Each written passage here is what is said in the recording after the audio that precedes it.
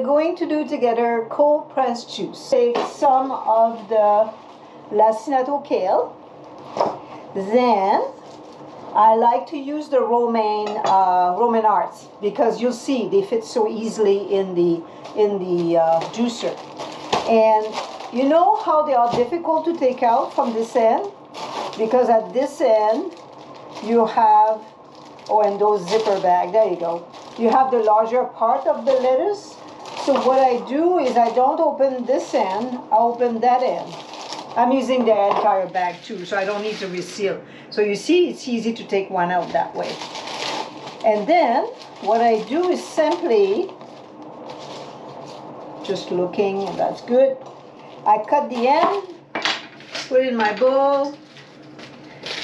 Gonna cut a few, put in my bowl here, just like that. Okay? Then the next part is the celery. So what I do with the celery is, you can see the end here is a little bit dried out. So I cut that. I don't use that. I cut the end, and then my celery is gonna come apart. Put that into my bowl. Got this here into my bowl. Put one more.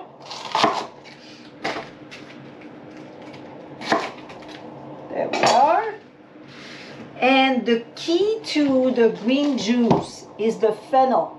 That's what makes it taste so delicious. It doesn't taste like you're sitting in the garden and you're having some dirt along with your with your juice. Because I don't use fruit. I don't put fruit with my green juice. I use lemon juice. I put a bit of lemon juice, but I don't use fruit. I don't mix the fruits with the greens. So I'm just cutting it because I want to make sure that it's going to go through my machine. Okay? So just like that. So there you go. Now I'm set to start juicing, and we'll go on the other side. I'll show you the next step.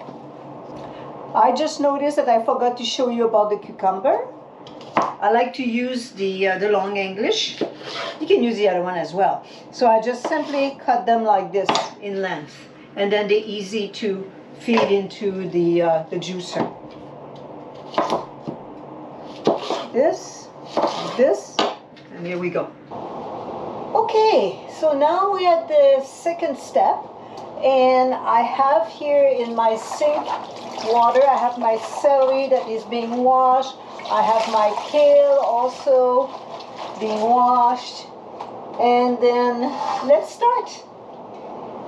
I have a cuving. It's a great, I like it because the mouth is quite wide to put the food, and it's, yeah, it's just a great system. Different juicer, but I like that one.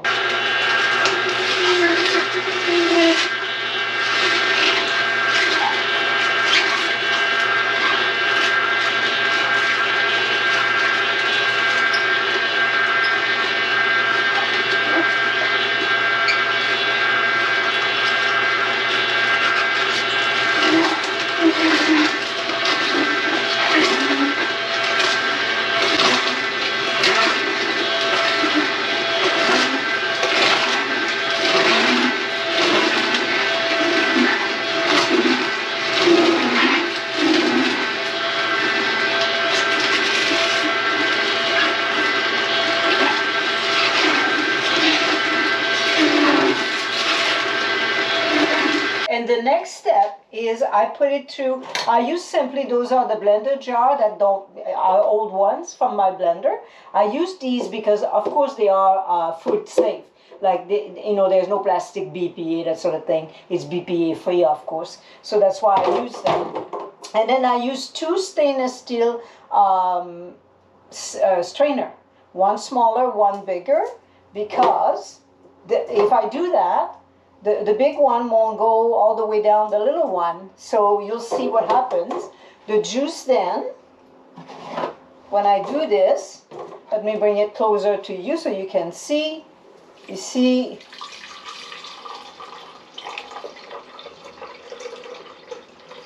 there we go.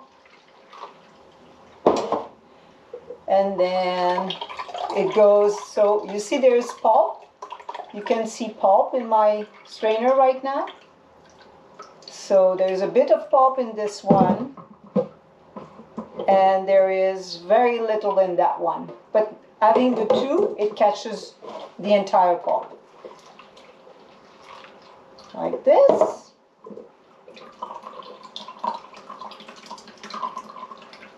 There we go. Got it all. And then I did that prior to my juicing. I add some lemon juice.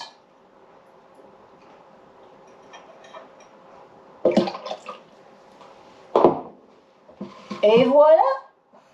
Your juice is ready. So it's very quick, as you can see.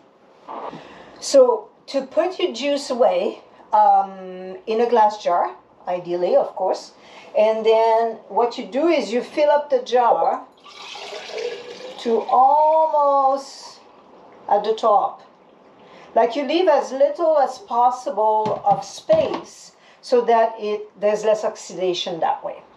And then you put the lid on, just like that. Now when you drink your juice, ideally you have a jar that has a lid like this one. This one is from Enviro Lids. I'll put it in the post. You have a lid like this one because when you drink, your juice is not totally exposed to air because you have a lid on the jar. And a glass straw. I strongly suggest you use a glass straw because you know if it's clean or not. And that's it for the juice.